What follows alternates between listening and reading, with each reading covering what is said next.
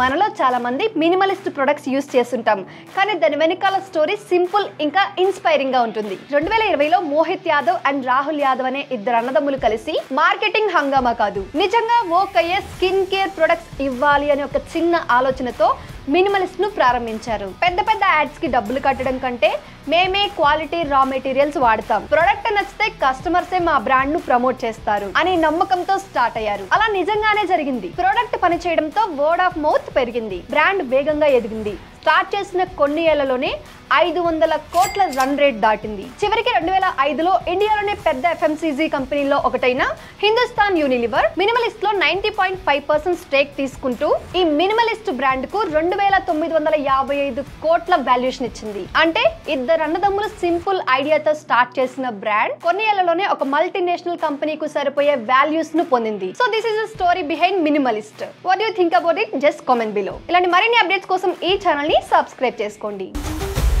Boss Wala. Be the boss.